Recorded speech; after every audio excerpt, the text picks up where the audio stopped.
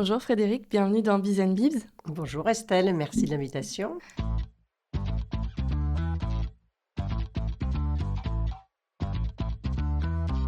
Merci à toi d'être venue. Frédéric, tu es la présidente et la fondatrice de l'association Dare Women, qui est une association qui promeut l'audace des femmes dans leur carrière, qu'elles soient entrepreneurs, qu'elles soient salariées.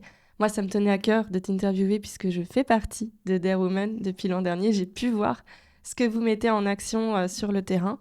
Et il y a beaucoup de choses dont on va parler de tout ça aujourd'hui. Moi, ce qui m'impressionne d'autant plus, c'est que tu as quand même fondé tout ça toute seule. Tu Oui. vas me parler de cette genèse de l'association. Et j'avais envie de commencer cette interview avec ce qui est au cœur de Dare Woman, l'audace. Est-ce que l'audace, c'est quelque chose qui a toujours fait partie de ta personnalité ou bien c'est quelque chose que tu as musclé au fil des années? Tout à fait, non, l'audace n'a pas du tout fait partie de ma personnalité. L'audace est un muscle, hein, c'est ce que je raconte souvent, c'est que personne ne naît audacieux, personne.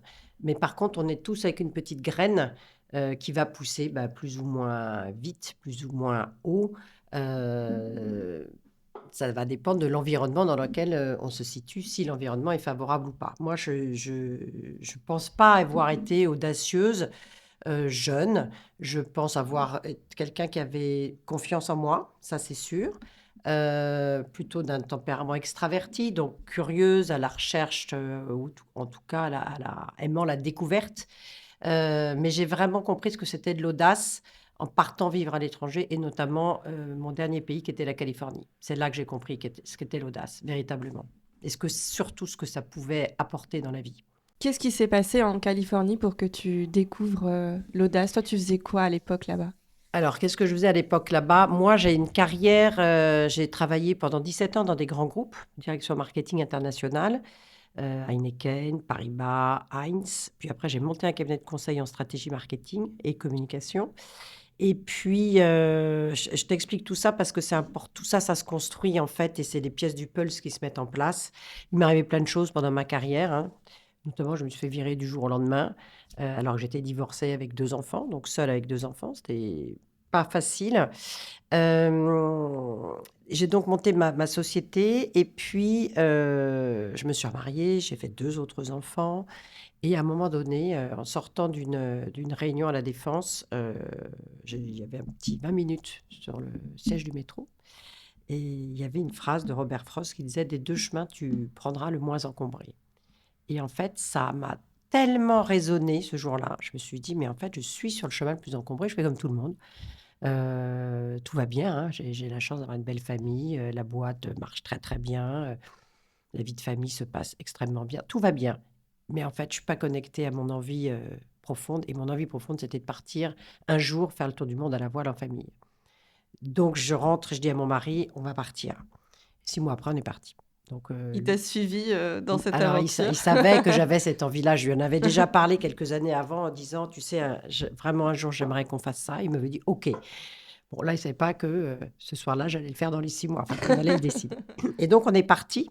Alors là, ça a été quand même un acte d'audace parce qu'on est complètement sorti de notre zone de confort. On est beaucoup passé à l'action, hein, parce que l'audace, c'est le Puis passage à l'action. t'as embarqué tes 4 enfants avec J'ai toi. embarqué les 4 enfants, j'ai laissé l'entreprise. Lui, il a pris un congé sabbatique, et il nous arrivait évidemment plein d'aventures.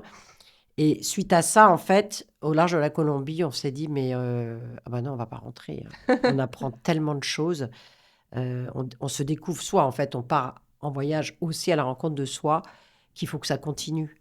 Et donc on a décidé de pas rentrer. On est parti vivre à Istanbul pendant 4 ans.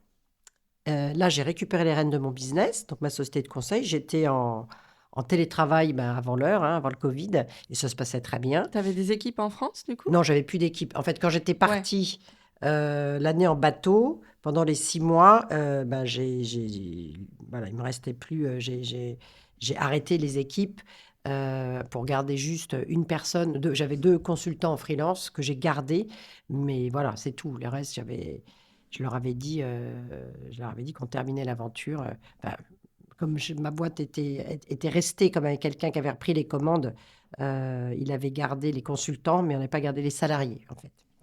Donc j'ai toujours eu les consultants qui travaillaient avec moi à Istanbul, et je voulais surtout être locale aussi. Alors faire du marketing en Turquie, quand on sait qu'on va rester 3 4 ans, c'est pas évident. J'ai essayé, Mais je me suis vite rendu compte que le temps d'apprendre le marché, d'apprendre le turc, parce qu'il faut apprendre le turc quand on habite en Turquie. J'ai appris le turc, mais ça n'aurait pas été suffisant. Et en fait, il y avait des sociétés françaises là-bas et plusieurs fois, on m'a demandé d'être coach, de coacher. Donc, comme mes clients me l'avaient demandé avant, et que je voulais pas, en fait, en France, je voulais pas parce que je n'avais pas une bonne idée du métier de coach que je ne connaissais pas. Là-bas, je me suis dit, pourquoi pas, ça me fera avoir du business local. Et j'ai fait une école à Paris, et donc je faisais des allers-retours, et j'ai commencé le coaching à Istanbul. Et j'ai adoré ça, en fait, j'ai découvert que c'était un vrai métier. Coaching carrière, du coup ou... Coaching professionnel, hein, pas D'accord. coaching de vie. Oui, toujours dans le business, donc je coachais des entrepreneurs, des cadres, des gens du COMEX, etc. Et j'ai découvert que c'était des hommes et des femmes. Et j'ai vraiment adoré ce métier. Puis on est parti, on voulait faire 2 pays. Puis on est parti en Californie du Sud, à San Diego. Et là, je me suis dit, aïe, Californie du Sud, il n'y a pas beaucoup de Français. Et je ne sens pas de me coacher en anglais. Parce que le coaching, c'est quand même quelque chose de très... le poids de chaque mot est important. Donc j'ai continué à me certifier là-bas. J'ai continué à faire des formations de coaching là-bas. Et puis, j'ai appris qu'il fallait aller vite en expatriation. Donc, je suis rentrée, enfin, j'ai été élue au bord de la Chambre de commerce franco-américaine. Et puis, comme on savait que je faisais du conseil, j'ai une femme qui est venue me voir un jour, qui était une ancienne brodeuse de chez Lanvin et qui avait un business d'articles pour les bébés. Ça marchait pas. Donc, elle venait voir si on pouvait, ce qu'on pouvait faire de son business. Donc, je lui ai dit que son business ne marcherait jamais. Mais par contre, je lui ai proposé de pouvoir réfléchir sur ce qu'elle pourrait faire avec ses talents et ses compétences. Elle est revenue 15 jours après et je lui ai dit, écoutez, il y a 2 secteurs dans lesquels vous pourriez peut-être vous lancer. C'est soit les voitures, soit les chiens et les chats. Ah bon? Et là, elle m'a regardée et elle m'a dit, j'ai pas de voiture, j'ai pas de chien, pas de chat. Et puis, elle est revenue 15 jours après en me disant, j'ai beaucoup réfléchi, en fait. Oui, je veux bien monter un business et ce sera pour les chiens et les chats et je vous demande de le faire avec moi. Et j'ai plongé. Et donc, on a monté une start-up qui s'appelait Maison Henry Doss, des apostrophes OS. On s'est beaucoup amusé. L'idée, c'était, elle était créative, donc elle brodait des motifs. On faisait éditer des tissus. Donc, moi, c'était un univers que je ne connaissais pas du tout.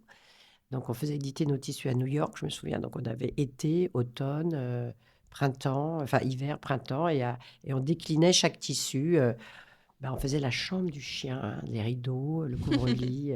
On Et puis faisait aux aussi États-Unis, des... c'est très populaire quand même, ce type de... Alors, puis là, Surtout en Californie, je en trouve. Californie, puis on avait la touche française. Oui. Donc, on a monté ça, et ça a été une belle aventure. Puis après, moi... Donc là, en fait, cette aventure-là, elle a tout changé pour moi. C'est là que je me suis rendu compte. T'as brisé tes limites un petit peu, t'es allé dans un secteur que tu ne connaissais Non, pas, ça, que tu c'est... ne Alors, maîtrisais pas ou... oui, ça, c'est ça. Quand tu fais du conseil en marketing, tu ne fais que ça. Tu ne fais que être dans des secteurs que tu connais pas. Donc ça, c'était pas ça. Ça me faisait pas peur. C'était surtout, j'ai eu une mentor à l'époque, une femme qui avait fait fortune dans une société de pet food et qui me mentorait. Là, j'ai découvert la puissance du mentor. Et cette femme, elle était toujours en train. D'abord, elle me guidait. Et puis, elle était toujours en train de me dire, mais pourquoi tu vises pas un peu plus haut? Et je disais, oui, pourquoi en fait? Pourquoi je me mets des barrières comme ça? Et donc, elle m'a fait prendre conscience de toutes les barrières qu'on se mettait. Je parlais pas trop de mon business parce que les Français se moquaient de moi. Faire un business de chien et chat, en France, on est la risée. Aux États-Unis, je me suis rendu compte que tu es ce que tu fais. Et à partir du moment où tu fais quelque chose, tu es. Voilà. Et ça, pour moi, ça a tout changé aussi. C'est-à-dire ce regard complètement... on ne te demande pas ce que tu as fait comme étude, d'où tu viens. C'est what are you doing now and what do you need? Et qu'est-ce que je peux faire pour toi? What can I do for you? Et ça m'est aussi beaucoup resté parce que ça m'a complètement porté. Donc ça c'est la solidarité entre femmes parce que c'était des femmes et l'audace. Donc par ma mentor qui me disait toujours, mais va un peu plus loin. Pourquoi tu va voir à Los Angeles? Pourquoi tu t'arrêtes en Californie? Essaye de regarder ce qui se passe au Texas. Et à chaque fois, je me disais, mais oui, en fait, pourquoi je ne le fais pas? Et ça m'a fait beaucoup réfléchir. Et à un moment donné, il a fallu rentrer en France. Et au moment de rentrer en France, je rencontre une RH franco-américaine qui arrivait de Palo Alto et à l'américaine me dit: «Ah, j'aimerais bien qu'on monte un truc ensemble». C'est très comme ça aux États-Unis. Et sauf que là, j'étais déjà bien occupée parce que j'avais quand même des clients en coaching, plus la start-up, plus la chambre de commerce. Et je lui dis: «1, j'ai pas le temps, et 2, maintenant, je vais rentrer de toute façon à Paris. Et si je monte quelque chose, ce sera pour les femmes et ça s'appellera Dare Woman». Et c'est né comme ça. Et je lui dis: «Si tu veux, tu m'aides à réfléchir sur ce qui n'est pas lié à la culture et à l'éducation américaine, parce qu'ils sont élevés avec la confiance en soi. Tout le système éducatif, tout le système parental, enfin, c'est énorme, quoi, ce qu'on leur donne à ces enfants. Moi, mes enfants étaient à l'école américaine, donc j'ai vu, euh, et j'ai vu comment ça se passait, et ils ont raison, hein, vraiment, ils ont c'est eux qui ont raison.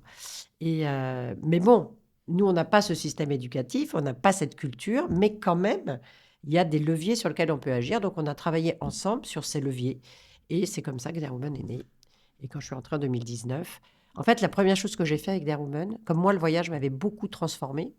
Toi qui as vécu à Barcelone, tu sais que le voyage transforme parce qu'on arrive, c'est la page blanche Mm. et on y va. Il faut aller dans l'action parce que si on attend, il ne se passera rien. Donc, on a cette chance d'avoir cette page blanche aussi. Euh, et donc, comme le voyage m'avait beaucoup transformée, j'ai démarré Dare Woman en emmenant des femmes en voyage à Beyrouth. C'était les Dare Trips. J'ai fait plusieurs voyages à Beyrouth à la rencontre de femmes audacieuses. Et les femmes s'en souviennent encore parce que je reçois encore des messages.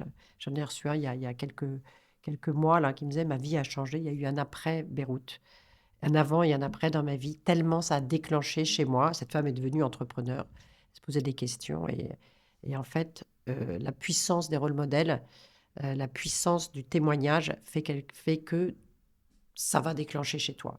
Donc ça, C'était c'est la ça ton première but chose. en lançant Dare Woman, d'aider les Mon, femmes à se reconnecter à leur audace, à leur confiance en elles? Pas se reconnecter, à la faire émerger, tu vois, à vraiment se dire, mais il faut enlever ses limites. Et puis finalement, on est plein d'injonctions, plein de peurs. Et là-bas, c'est surtout aux États-Unis que j'ai appris par ces femmes américaines qu'il ne faut pas avoir peur. Enfin, il ne faut pas avoir peur. On a peur, et la peur, ça peut être productif. C'est pas gênant d'avoir peur. Ceux qui disent j'ai jamais peur, soit ils mentent, soit ils sont complètement idiots, hein. Mais non, on a peur, on a toujours peur. Il faut, parce que c'est un bon stress. Je dis toujours, c'est une petite valise qu'on a là et qui nous pousse à plus travailler, par exemple, qui nous pousse à pas venir à une réunion comme ça sans avoir rien fait. C'est qui nous pousse à analyser bien les sujets dont on parle. Donc la peur, elle est intéressante à partir du moment où elle nous aide à mieux travailler, être plus compétente. Là où elle devient morbide, entre guillemets, c'est quand elle nous empêche d'avancer. C'est quand elle nous dit non, pas maintenant, plus tard, et qu'est-ce qu'ils vont penser? Et si je me trompe? Et en fait, je me suis rendu compte, moi, aux États-Unis, la puissance du regard de l'autre qu'on avait, nous, en France. Comment on peut être pétri ou paralysé même par l'image qu'on va envoyer et ce que les autres vont dire sur nous. Et ça, je m'en suis totalement dégagée. Enfin, totalement. Je ne sais pas si on s'en dégage totalement. Mais en tout Mm. cas, je raconte, tu vois, une anecdote. Quand je suis allée voir un banquier, et le banquier me dit, pour la start-up, il me dit: t'as planté combien de boîtes? J'en avais monté 2 et j'étais plutôt fière, ça avait plutôt bien marché. Et j'ai dit: bah non, jamais. Il me dit: bah quand on aura planté 2 ou 3, tu reviendras me voir. Et là-bas, ça veut dire que vous n'êtes pas assez audacieuse, justement. Donc, tu n'es Mm. pas une bonne Oui, c'est entrepreneur. pas un signe d'échec de planter une boîte, c'est un Mais signe non, ça veut de dire que croissance. tu y vas, quoi. Donc, Mm. et en France, je me souviens quand je suis revenue, je sais plus, j'ai vu une entrepreneur, j'ai dit: bon, bah, ça a été un peu un échec. Et là, bah, je me suis dit: mon Dieu, qu'est-ce que j'ai dit? C'était un gros mot, quoi. Les Mm. États-Unis, c'est pas un gros mot. Si on a un échec, c'est qu'on a fait quelque chose. Et si ça marche pas, ben, c'est pas grave, ça marche pas. On peut. Et donc, ça m'a beaucoup aidé parce que alors, chez Woman, j'ai lancé plein de trucs. Globalement, ça a marché. Mais s'il y a quelque chose qui marche pas, ben, je pense qu'avant, ça m'aurait stressé. Aujourd'hui, alors, j'ai zéro stress, hein. Franchement, c'est pas grave. Tu vois? Le format de l'association, il était clair dès le début. Et est-ce que c'était un nouveau challenge pour toi? Puisque tu avais quand même monté une start-up, tu étais plutôt dans le milieu, voilà, entreprise. Oui, j'étais dans le L'association, c'est un conseil. autre Ah type de ben structure. non, c'était pas clair du tout. Non, non, non. Au début, je m'adressais que aux entreprises. C'était quand même ça mon idée. Et d'ailleurs, j'ai 2 entreprises qui m'ont fait faire des gros projets où dans les projets, j'emmenais 50 femmes à Beyrouth. Et l'autre, c'était un voyage au Togo. Donc, je partais avec mes voyages. Et en fait, l'idée, c'était de dire, c'est très intéressant, le voyage de groupe. En plus, dans ces pays-là, on se révèle. Et après, je faisais 5 voyages de 10 femmes et je prenais ces femmes pendant 6 mois parce que c'était des femmes qu'il fallait faire évoluer dans l'entreprise. Bon, il se trouve que pour des raisons indépendantes de ma volonté, le DRH a quitté la boîte. Les deux DRH d'ailleurs, les deux. Et du coup, il y a plein de femmes qui sont venues me voir en me disant, mais moi, en fait, j'ai envie de faire tes voyages là, parce que moi, j'en parlais de Derrumen. Je disais, bon, ben voilà, j'avais pas de modèle en tête. Et puis, du coup, il y a plein d'individuels qui m'ont dit, bah, nous, en fait, ce que tu proposes, parce qu'à l'époque, je disais, bon, bah voilà, je vais emmener les femmes en voyage, parce que le voyage m'a transformée, donc je vais faire des voyages qui transforment. Et puis, après, je ferai des ateliers qui vont travailler sur les leviers que moi, je pense très importants. Et donc, je me souviens, la première soirée qu'on a faite, enfin, que j'ai faite, je me suis dit, bon, moi, j'étais partie depuis 10 ans, j'avais encore un réseau, mais quand même. Puis des Women, personne ne savait. J'ai eu 130 personnes qui sont arrivées. J'en revenais pas. Et je ne savais pas trop quoi raconter parce que alors, j'avais préparé un beau texte, mais bon, et en fait, c'est là, du coup, j'ai fait des voyages avec des individuels. Et puis, j'ai commencé à faire des dare lunch. Donc, maintenant, on est 60, mais à l'époque, on était 4. Parce que les femmes me disaient, ah, mais on aimerait bien se retrouver. Donc, les dare lunch sont nés comme ça. Puis, j'ai commencé à monter les formations. Et puis, le Covid est arrivé avec le confinement. Et là, bim, tout était à Paris, tout s'arrête. Oui, et puis tout ce que tu avais monté jusque-là, Tout c'était s'arrête. Les des voyages, déjeuners, des des déjeuners, que du voyages. présentiel. Ouais. En fait, il se trouve que j'avais 4-5 femmes autour de moi. Je me souviens parce que je me suis confinée en Bretagne qui m'ont dit: «Ah non, c'est pas possible, on peut pas s'arrêter. Tu peux pas arrêter». Parce que là, j'étais là: «Bon, bah, qu'est-ce qu'on va faire?» Et en 24 heures, on a tout balancé sur le web. On a été les premiers à faire des Insta Live, comme tout le monde. On a eu des stars on a fait des interviews, on faisait des interviews 3 fois par semaine. On a fait nos ateliers sur la toile. Et du coup, Dare Woman, qui était parisien, où il n'y avait pas vraiment d'adhérents, enfin très peu, est devenu maintenant national. Donc le truc incroyable. Donc en fait, on faisait des booster café. Le booster café, aujourd'hui, on le fait une fois par mois, mais c'était toutes les semaines. On faisait des ateliers, on faisait beaucoup d'interviews et on était assez précurseurs parce que vraiment, je crois, la première semaine du confinement, on était déjà en ligne, quoi. Et Il y avait déjà un business model. Comment on faisait pour rejoindre justement ces Dare Boosters, ces Dare Lunch? ah bah, c'était tout, on se faisait connaître par Instagram, il n'y avait pas de business. Bon, on avait un site, tout de suite, j'ai fait un Mais il site. y avait une adhésion, il y Oui, avait... oui, il y a eu une adhésion. Alors, on ouvrait, bien sûr, il y a eu tout de suite une adhésion. Donc, on est parti sur un modèle associatif. Et puis, très vite, je me suis posé la question en me disant, mais en fait, qui sont les femmes qui ont besoin d'audace, qu'on a besoin de booster? En fait, toutes les femmes ont besoin. Je me suis quand même posé la question. Mais, alors, il y a une réponse qui nous a semblé évidente, c'est les personnes en situation de handicap. Donc, on a monté Dare Women Handicap avec des moments pour eux. Et puis après, on a monté Dare Women Entrepreneurs.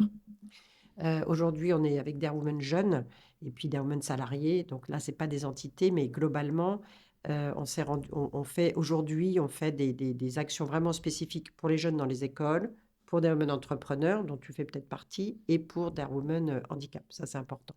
Voilà, ça, on s'est rendu compte de ça. J'ai monté ça sur un... Moi, ma mission, c'est une mission, hein, pour moi. C'est vraiment que les femmes se rendent compte que si elles osaient plus, elles auraient une trajectoire professionnelle qui leur ressemble et qu'elles ont envie d'avoir. Et qu'à force d'attendre, en fait, on a fait une grosse étude exploratoire il n'y a pas longtemps, auprès d'une vingtaine de femmes, de plus d'une vingtaine de femmes, et on s'est rendu compte que l'audace vient en fin de carrière. L'audace, elle vient quand tu n'as plus rien à perdre, quand tu as eu déjà ta carrière, que ça s'est bien passé. Et là, tu oses. Parce que finalement, ça y est, c'est fait. Et en fait, nous, ce qu'on veut et ce qu'on sait, c'est que si tu actionnes ce levier en début de ta carrière, ta trajectoire professionnelle ne sera pas la même. Donc, c'est pour ça qu'aujourd'hui, on déploie, notamment avec le mentorat, notre action dans les écoles pour que toutes les jeunes femmes puissent avoir accès au mentorat et leur faire comprendre parce qu'on ne sait pas ce que c'est que l'audace. Quand on a 22 ans, qu'on sort de ses études, c'est quoi l'audace? Moi, je ne sais pas ce que c'est, hein. Donc nous, on va leur apprendre que c'est un levier formidable pour accélérer leur carrière et pour qu'elles trouvent leur juste place. Parce que ça, c'est aussi important chez Dare Women. C'est pas pousser les femmes à aller plus haut. C'est pas forcément aller au COMEX. C'est quoi ta juste place? Ta juste place, ça peut être de passer, et on en a eu, d'un poste de VP à un poste de maîtresse d'école. Ça peut être de passer de salarié à entrepreneur. Ça peut être passer dans la finance à dans les RH, dans la même boîte. Et c'est d'aller chercher sa juste place, pas celle dont on a finalement, on a pris une route parce que c'était familial, parce que c'est des injonctions, parce que fallait faire des études, parce que... Non, c'est celle qui me va à moi. C'est ça et on sait que ça marche parce qu'on a maintenant tellement de témoignages que ça fonctionne très bien. Donc ça s'est bien développé au fur et à C'est mesure beaucoup des années. développé, Vous oui. êtes combien de membres à Dare Women et combien dans l'équipe? Dans l'équipe, alors on est de membres aujourd'hui, on a à peu près 500, mais on a 3000 sympathisants. Il y a plus de 6000 femmes qui sont passées à travers Dare Women. Quand je te dis 500, c'est maintenant, mais ça fait 6 ans maintenant Dare Women. Donc on a un impact qui est fort, puisque c'est plus de 6000 femmes euh, qui ont été dans Dare Women ou qui sont passées à travers des formations ou des Dare Lunch, enfin des rassemblements. Dans l'équipe, on est très peu nombreux. Il y a moi, il y a Elsa qui travaille à mi-temps pour moi. Et Qu'on après, embrasse très fort d'ailleurs, parce voilà, que je qu'on la connais embrasse très très fort, bien, Elsa. qui est vraiment géniale, formidable. Et heureusement qu'elle est là. Et après, j'ai que des bénévoles. Voilà, après, on a les prestataires là, on est en train de faire de la digitalisation. J'ai une alternante, Océane, qui s'occupe des réseaux sociaux, qui est arrivée juste cette année. Mais on est une association. Donc, ça, Dare Women Association, on est vraiment en modèle. Les voiles sont les mini-voiles parce qu'on n'a pas on n'a pas beaucoup de sous. Donc, et on fait beaucoup, beaucoup de choses. On fait plus de 100 actions par an maintenant. On a énormément développé. Et j'ai que des femmes qui sont très engagées, qui sont incroyables, quoi. Et là, enfin, tout à l'heure, on a parlé d'audace, mais je t'ai parlé de la solidarité des femmes californiennes. C'est ça que j'ai voulu créer aussi avec Dare Women. Enfin, moi, je dis toujours, mais qu'on ne dise plus jamais que les femmes ne sont pas solidaires. Parce que venez chez Dare Women, vous allez voir la solidarité. Dare Women, c'est 3 piliers quand même, c'est important de le dire. C'est le mentorat. On est en train de devenir le numéro 1 français du mentorat féminin. Donc là, on est soutenu par L'Oréal avec sa filiale Kerastase. On développe de façon très massive un programme qui s'appelle Power Talk, qui fonctionne extrêmement bien. Et on a eu des milliers de séances là depuis, ça s'appelle Power Talk depuis 2 ans. On fait ce mentorat depuis 5 ans maintenant chez Dare Women, parce que moi je suis revenue, je l'ai vécu moi le mentorat, donc je connais la puissance du mentorat. Et c'est assez fascinant parce qu'on a des mentors qui sont incroyables. Donc nous on a un process, c'est nous qui faisons les couples mentorés. Et toutes les séances sont évaluées, ce qui nous permet de bien suivre et on sait de quoi on parle. Et la moyenne générale est toujours de 4,8 sur 5, la note d'appréciation globale des séances, alors que on pensait que comme plus ça allait grossir, peut-être la note allait baisser. Pas du tout, la note, elle est toujours au top. Donc ça, je remercie les mentors au passage qui sont extrêmement sérieuses, engagées et qui sont vraiment à l'écoute de leur mentoré. Donc ça, on développe beaucoup maintenant dans les écoles, justement, mais pas que. Et puis, notre deuxième pilier, c'est la DARE Academy. Donc, la DARE Academy, c'est avec tous les ateliers. On fait plus de 40 ateliers, avec des ateliers pour les entrepreneurs, pour les handicaps, pour les femmes salariées. On fait des bootcamps, bootcamp sur l'IA, bootcamp, on va annoncer ça, bootcamp sur l'IA, bootcamp LinkedIn, bootcamp prise de parole. Et puis, on fait le troisième pilier, c'est le network. Donc, ça, c'est très important pour nous. Il faut que les femmes se rencontrent. Mais toi, tu sais, puisque tu fais toi-même un réseau. Et je leur dis, faites partie de plusieurs réseaux. Moi, il ne faut pas qu'il y ait de concurrence entre les réseaux. Au Ouais, tout à contraire, fait.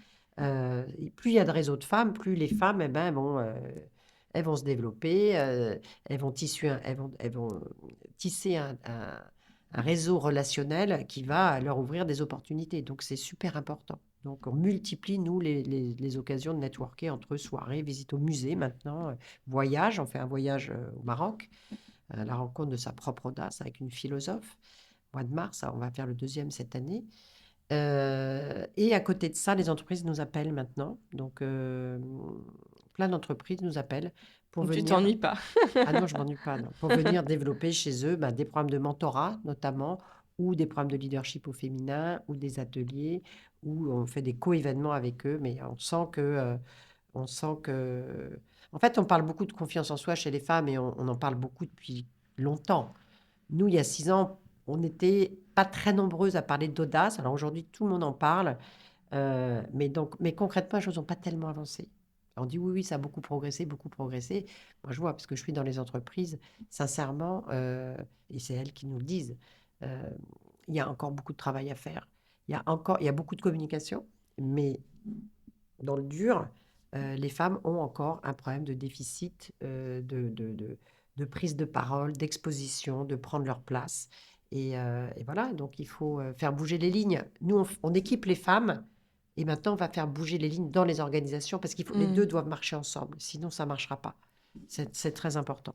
Est-ce que, parce qu'on est sur Biz and Bibs, et là c'est génial, m'exposes tout ce que tu as pu faire avec Dare Woman, tout ce que vous proposez, mais j'ai envie de te demander un petit peu plus sur toi, ton propre parcours. Est-ce que tu dirais qu'aujourd'hui, Dare Woman, c'est l'entreprise, le projet le plus challengeant que tu as été mené d'accomplir, et quels ont été les grands challenges auxquels tu as pu faire face dans le développement de Dare Woman? Alors non, c'est pas le programme, c'est pas le projet le plus challengeant. Je pense que la période de ma vie la plus challengeante, c'est quand je me suis retrouvée seule avec mes enfants, où j'étais directrice marketing internationale. J'ai une enfant en situation de handicap. Donc là, ça a été très challengeant. Pour moi, ça a été dur même. Euh, ça a été un moment difficile parce que j'étais seule, parce que j'avais un boulot avec énormément de pression, j'étais soucieuse pour mon enfant, il était petit. Et voilà, là, c'était vraiment difficile. D'ailleurs, quand je me retourne de temps en temps, je me dis, waouh, comment j'ai passé tous ces stades. Dare Woman, mes enfants sont grands. Donc, quand je suis rentrée des États-Unis, ma dernière avait 15 ans, 14 ans. Voilà, ça roulait. Enfin, c'est plus facile déjà que quand on a des enfants petits. Et en fait, quand on a des enfants grands, on est en pleine puissance de son temps, de son énergie. On a plus de problème, on dort la nuit, on va plus chez le pédiatre, on n'a plus de réunions. Enfin, oui, on a des réunions d'école, mais c'est une grande différence quand même, hein. Donc, c'est pas le projet le plus challengeant. Intellectuellement, je suis totalement alignée avec ce que je fais, donc c'est génial. Mais moi, j'ai vraiment eu trois grands chapitres dans ma vie professionnelle. Le salariat, l'entrepreneuriat et puis Dare Woman, qui est Mm. aussi de l'entrepreneuriat. Mais ma boîte de conseil, ça, c'est aussi, je suis partie from scratch. J'étais enceinte que mon premier client m'appelait en me disant, bah, je veux travailler avec vous. Et j'étais là, bah oui, bah, vous allez attendre un petit peu parce que... et je me souviens de cette histoire parce que j'ai eu un premier client. Et puis je me suis dit, bah, trop facile. En fait, on vient me chercher. J'étais pas sortie du bois. J'avais pas encore dit que je montais ma boîte de conseil. Sauf que le deuxième, il n'arrivait pas. En fait, le Mm. deuxième, il n'arrivait pas. Donc là, j'ai compris qu'il fallait que je me retrousse les manches. Là, c'était un peu sportif aussi parce que j'avais mes deux bébés. Alors, j'avais mes deux aînés, plus mes deux bébés. Là, j'ai monté, ça s'appelle SMAC Conseil, cabinet de conseil en stratégie. J'avais 4 enfants à la maison. Donc là, c'était sportif. Là, Comment t'as fait du coup pour t'organiser et pour j'étais très concilier les deux? organisée. Et après, c'est des choix, hein. J'étais très organisée. J'avais une nounou à la maison. J'avais des bureaux à côté de la maison, juste à côté. Et voilà, c'était une question d'organisation. Donc, j'ai pris exprès des bureaux à côté, comme ça je pouvais quand même revenir. Mais enfin, la charge mentale, je sais ce que c'est. J'en ai eu beaucoup. J'avais un mari qui partait à 7 heures du matin, qui rentrait à 8 heures du soir. Donc, j'avais tout le reste sur le dos. Je pense que j'ai une bonne constitution, j'ai beaucoup d'énergie. Et en fait, c'était pas des notions de la charge mentale qu'on intellectualisait à l'époque. C'était comme ça. Mm. Donc, en fait, tu te posais pas la question, tu avançais. Alors, il faut une bonne santé. Moi, j'ai la chance d'avoir voilà, beaucoup d'énergie, hein, c'est ce que je te dis, mais tout le monde l'a pas. Donc, effectivement, et puis j'ai un mari qui m'a soutenue. Ça, c'est important aussi. Mhm. Je dis souvent aux jeunes entrepreneurs, c'est comment à la maison. Parce que si tu n'es pas soutenu par ton conjoint, quand tu montes une entreprise, Ouais. c'est beaucoup plus difficile. C'est très important d'être soutenu moralement et de pouvoir échanger parce qu'on est seul. Et j'ai Mm. l'entrepreneuriat, on est tout seul au début. Donc, il faut pouvoir avoir. Donc, moi, j'échangeais beaucoup avec lui. C'était important pour moi. Et puis, bah, oui, il me soutenait, quoi. C'était important. Et tes enfants, donc ils ont grandi aussi pendant tous les voyages que tu as pu faire, ou tu lançais aussi des nouveaux business. Est-ce que tu discutais un petit peu avec eux de ces voyages, de ces entreprises? Comment est-ce que eux ils le vivaient, par exemple, de vivre en Turquie, puis de vivre en Californie, de te voir entreprendre? Alors, c'est une bonne question parce que quand on est parti en bateau, d'abord, ils ne croyaient pas qu'on allait partir. C'était mes grands qui m'avaient dit, oui, oui, c'est ça, tu dis que vous allez partir. Je dis, écoutez, vous savez quoi, il y aura une cabine pour vous. Ça, c'était mes grands parce que les petits, de facto, ils partaient avec nous. Ils avaient quel âge, les petits? 6 ans et 8 ans. J'avais 6 ans, 8 ans, 20 ans, 22 ans. Ou 19 ans, 21 ans. Ok. Donc 6 ans et 8 ans, bah, forcément, puis je faisais la maîtresse, je faisais le CNED, moi. Et, et on est parti. Donc, ça a été une aventure. Là aussi, dans ma vie, c'est un avant et un après. Ma vie a basculé. C'est pour ça que je dis, mais il faut oser faire ce dont vous rêvez, parce que ça change tout, en fait. En fait, on sait qu'on est capable de tout faire. Et alors, les enfants, voilà, quand on est parti, ils étaient très contents, ça s'est très bien passé. Et celle qui avait 8 ans, quand on leur a dit qu'on n'allait pas revenir, là, ça a été le drame. Ça Oui. a été le drame parce qu'elle avait 8 ans, elle avait laissé toutes ses copines, elle avait sa vie qu'elle adorait. À l'époque, on avait quitté Paris, on habitait en banlieue, on avait une maison, l'école de danse était au bout de la rue, l'école était au bout de la rue, elle faisait tout à pied à 8 ans, déjà elle était autonome, et donc elle a beaucoup pleuré. Et donc on s'est dit, oh là là, on est arrivé, et puis la Turquie, elle ne savait pas ce que c'était, bien Oui, puis sûr, nouvelle langue, nouvelle culture. nouvelle langue, nouvelle culture. Donc, il y a eu beaucoup de larmes sur le bateau. Pendant 3 semaines, ça a été terrible. Et alors, quand on était habité en Turquie, on a laissé les deux grands à Paris et on a pris les deux petits. Alors, les deux grands, eux, trouvaient ça génial parce qu'ils venaient tout le temps. Puis moi, quand je rentrais à Paris, c'était la fête, hein. On allait au resto. C'était des moments précieux. Donc, eux, ils ont très bien vécu. Et les petits ont très bien vécu aussi parce on était dans une résidence avec finalement plein de familles françaises. Donc, c'était très sympa pour eux. Et on est parti aux États-Unis. Donc, quand on leur a dit la Californie, forcément, c'était le rêve pour elles. Moi, les filles sont assez. Ces deux filles, elles sont sportives.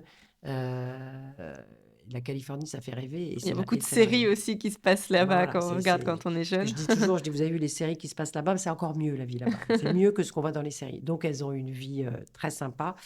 Et mes filles, c'était des filles qui sont plutôt timides, plutôt introverties. Donc, elles, ça les a transformées. C'est clair que le voyage, elles ont appris à s'adapter vite. Et quand on est rentré à Paris,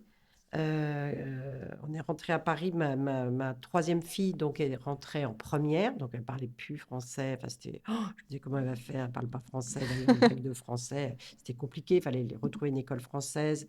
Et en fait, un jour, elle m'a dit, tu sais, maman, je trouve presque dommage que je vais faire 2 ans dans le même lycée, quoi.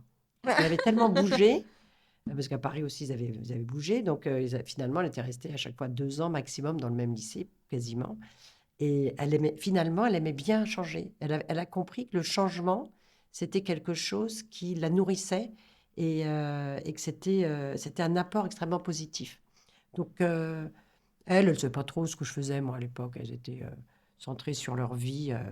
Et puis, elle savait que j'étais entrepreneur, mais bon, elle était un peu petite pour comprendre ce que c'est que la stratégie marketing. Donc, je pense que c'était pas, elles n'avaient pas intégré ma vie professionnelle, en fait. Je leur en parlais, elles me voyaient revenir, partir à Paris, mais elles ne voyaient pas ce qui se passait dans la journée. Les enfants, ils sont assez centrés sur ce qu'ils font. Voilà. Et Dare Woman, elles, alors, mes deux dernières, je suis très fière de On mes en a quatre, vu quatre une enfants. de tes filles à un dernier, Les à la deux étaient soirée là. de l'audace, les Ouais, deux. les deux étaient là, deux ingénieurs. Donc, je suis très contente parce qu'elles sont toutes les deux ingénieures. Il faut des femmes ingénieures. Donc, j'en ai une Alors, Jeanne, quand on est rentré à Paris, par contre, les larmes, dépression. Hmm. Donc, les larmes pour partir en Turquie, puis les larmes pour revenir à Paris. C'est normal, c'est des changements de vie. Ah, mais elle était partie à fond pour faire. Elle voulait faire Berkeley, donc elle était devenue une dingue de sport. Elle voulait avoir une bourse. Elle était bilingue. Elle voulait pas qu'on sache qu'elle était française dans son lycée. Donc, elle était totalement fluente et elle me disait, mais j'aime pas la France. J'aime pas. En fait, 6 mois après, c'était un stéréotype de française. Et elle a choisi des études franco-françaises puisqu'elle a fait maths sup, maths spé. Je me dis, mais c'est quand même curieux pour une jeune fille qui adorait l'étranger. Et finalement, elle adore la France. Et là, elle a fini son école d'ingénieur. Elle vient de rentrer en graduate programme chez Engie en transition énergétique. Donc, et la deuxième, elle est en école d'ingénieur dans l'IA et la data science. Voilà. Et elle, je pense que l'étranger leur a apporté. Elle se sentait différente d'ailleurs. Elle n'osait pas en parler au départ. Parce que je leur disais, mais vous racontez d'où vous venez. C'était intéressant. Elle disait, bah, non, non. Je dis, mais racontez. Mais moi, c'est pareil en fait. Quand je suis rentrée de l'année en bateau, j'en parlais pas. Parce qu'on m'avait toujours dit, il ne faut pas se vanter, il ne faut pas parler de ce qu'on fait. Donc, puis c'est un jour, Puis à l'époque où tu un- l'as fait, c'était, je trouve, très audacieux et innovant parce qu'on voyageait pas beaucoup comme ça à l'époque À avec l'époque, c'était il y ses a 10 ans, enfants. hein, c'était pas il y a Oui, 50 ans mais non plus, hein. je veux dire maintenant avec tout ce qui est digital Oui, nomadisme, c'est etc., plus, c'est beaucoup c'est plus plus. répandu. Mais Et tu vois, puis les j'en réseaux parlais pas. sociaux qui aident. On n'en parlait pas. Avec mon mari, on n'en parlait pas. Mm. Parce qu'on a été élevés comme ça. Faut pas se vanter, faut pas raconter. Puis c'est un journaliste un jour qui me dit, mais Fred, raconte-moi ce que tu as vécu. Et là, il était scotché. Il me dit, mais c'est incroyable ce que tu as vécu. Il faut que tu en parles. Et du coup, j'ai dit à mes filles, mais il faut que vous en parliez. Parce que même dans vos entretiens de recrutement, ça vous donne une coloration. Vous avez fait des choses que très peu de gens ont fait. Donc, parlez-en. Et ça fait partie de votre personnalité. Et ça montre que vous êtes des filles qui sont ouvertes, qui ont été confrontées à plein de choses. Parce qu'elles ont connu... on a fait une mission humanitaire en Afrique quand on est parti. Donc, elles étaient, et elles étaient journalistes aussi pour Marie-Claire. Elles faisaient les rêves des enfants du monde. Donc, elles allaient à la rencontre des enfants pour leur poser des questions et tout. Elles avaient 6 ans et 8 ans, c'était petit, quoi. Mais elles ont fait plein de choses. Et pour moi, c'est important dans l'éducation de mes enfants de les avoir confrontés. En fait, on est parti parce que j'avais ce rêve, mais aussi parce que un jour, celle qui avait 8 ans est revenue de l'école en me disant j'aimerais bien avoir un pull avec des ailes dans le dos. Et ce pull, ça s'appelle Zadig et Voltaire. J'étais à 8 ans et là, je me suis dit ah non, je n'ai rien contre cette marque, mais je ne veux pas que ce soit les envies de mes enfants à 8 ans. Je veux qu'ils aient envie d'autre chose. Ça a été aussi ça qui m'a motivée à partir. Et on vivait dans un cocon. Et je me suis dit, il faut que je leur apprenne le monde, la vie. Il faut qu'ils voient que la vie, c'est pas ça. Et, euh, et donc, c'est aussi une des raisons pour lesquelles on est parti, ça. Qu'est-ce que tu veux transmettre à tes enfants À mes enfants, c'est avec tout est Daroman possible. Tout est possible. Et souvent, je Et dis finalement aux femmes aussi à mes que enfants, aux tu as. femmes, à tout le monde, mais même à mon fils, j'ai un garçon, tout est possible. C'est-à-dire qu'à partir de moment, vous mettez pas de barrière. Hein, je dis souvent, regardez-vous dans la glace et dites-vous, si j'avais pas peur là, qu'est-ce que je ferais? Si j'avais pas peur, qu'est-ce que je ferais? Moi, je me le dis souvent, et ça me fait faire des choses que je ferais pas. Et je me dis, mais pourquoi tu le fais pas? Mais parce qu'en fait, tu as peur. Donc, si tu n'as pas peur, qu'est-ce que tu fais là? Et bien là, tu prends ton téléphone et t'appelles telle personne. Alors, ça demande de l'énergie, c'est pas facile, mais c'est un vrai levier catalyseur pour, pour aller, pour d'abord se révéler, puis pour aller à la rencontre de ce qu'on a vraiment envie de faire, quoi. Donc, moi, je dis toujours à mes filles, vous serez présidente de la République. N'ayez pas peur. Vous visez haut, visez haut, visez haut. Vous ne vous mettez aucune barrière. Vous avez plein de potentiel en vous qui n'est pas encore forcément révélé, mais faites-vous confiance. Et il faut dire aux enfants, faut encourager les enfants, il faut leur dire qu'ils sont capables de tout. Un enfant, quand on élève un enfant dans le positif, je pense, et c'est ce qui se passe aux États-Unis, et on voit, alors après, tout n'est pas bien aux États-Unis, bien sûr, mais quand même, au niveau confiance en soi, c'est quand même assez exceptionnel ce qu'ils arrivent à faire. Et ça, moi, je pense qu'il faut s'en inspirer. Alors, je ne sais pas si je le fais bien ou pas, j'en sais rien. En tout cas, c'est ce que j'essaye de faire avec mes enfants, de leur dire, bon, ne croyez pas que rien enfin, que tout est possible, quoi. Il faut vraiment se dire... Et après, il faut travailler. Oui. Voilà. On part pas comme ça. L'audace, moi je dis toujours, il y a 2 audaces, hein. Les Grecs ont 2 mots pour l'audace. Il y a l'audace folle qui conduit au risque démesuré et à la mort. Et il y a l'audace mesurée, calculée et travaillée. Quand on part faire la traversée de l'Atlantique, c'est audacieux, mais on a travaillé avant, on a mis tout ce qu'il faut pour le faire dans les meilleures conditions. Donc c'est ceinture et bretelles. Donc moi je prône cette audace-là. Si vous prenez un poste, c'est comme la traversée de l'Atlantique. Vous avez les compétences, mais vous ne savez pas s'il va y avoir un ouragan, qu'est-ce qui va se passer. Quand on prend un nouveau poste, c'est pareil. Il faut avoir les capacités à 60, 70%, mais jamais à 100%, parce que vous avez toujours 30% de... Vous ne savez pas ce qui va se passer. Donc ça, les femmes, elles veulent toujours 110%. Et donc, elles ne font jamais cette traversée de l'Atlantique. Parce qu'on n'a jamais les 110%. C'est pas toi que je dis ça, parce que toi, tu es entrepreneuse. Donc toi, tu sais que quand on est entrepreneur, on ne sait pas où on va. Ouais. On navigue dans l'incertitude. Mais c'est pas grave, on tient la barre. On tient la barre et on adapte les voiles. Pour moi, la voile, j'adore comparer à la voile parce qu'on est dans son bateau, on veut aller là-bas, mais peut-être qu'on va y aller comme ça. Et peut-être moins vite que prévu, ou plus vite. Mais c'est aussi cette Voilà. incertitude qui, je pense, est importante parce que si on savait tout ce qui nous attendait, parfois on n'irait pas. Bien sûr, bien sûr, bien sûr. Mais il faut être Donc c'est persévérant aussi. oui, oui, Faut pas avoir peur. La persévérance, c'est quelque chose de très, très important. oui. Mmh. Moi, ça, j'ai expérimenté ça chez Darwin, la persévérance. Tu as raison tout à l'heure. Moi, je ne savais pas ce que c'était que l'associatif, par exemple. Le management en associatif n'a rien à voir avec manager des salariés. Donc, j'ai découvert. C'est pas facile. C'est pas facile de faire travailler des gens que tu payes pas. Tu vois, les leviers sont pas les mêmes. Donc, tu sais pas où tu vas. Donc là, j'ai beaucoup appris. Et c'était l'inconnu pour moi. Là, c'était vraiment l'inconnu. Mmh. L'entrepreneuriat, c'était l'inconnu au niveau du business, mais mes équipes, je les manageais comme j'avais déjà managé des équipes. Là, humainement, c'était encore différent, quoi. J'ai beaucoup appris humainement chez Darwoman. Beaucoup, beaucoup. Et ça, c'est intéressant. Euh, C'est quoi les grands prochains, projets chez Dare Woman? alors, on a 2 énormes projets. Le prochain projet, on lance le premier baromètre de l'audace au travail avec Ipsos, donc une étude nationale, qui va vraiment être la première fois qu'on va mesurer prendre la température nationale selon les industries de c'est quoi l'audace et où est-ce qu'on en est, hommes et femmes, pour pouvoir comparer. Et ça, c'est très important parce que nous, on est sérieux et donc on ne veut pas rester dans le concept et dans les phrases, on mesure ce qu'on fait. Donc ça, on va lancer ça au mois de janvier. Là, on a quasiment fini le questionnaire. On est en train de finir de travailler avec Ipsos. On cherche des partenaires pour nous aider à financer. Mais on va trouver, ça, je ne fais pas trop pas trop de questions là-dessus. Et le deuxième gros projet, c'est qu'on est en train de lancer le label Dare Woman pour les entreprises. Ça, à la demande des femmes.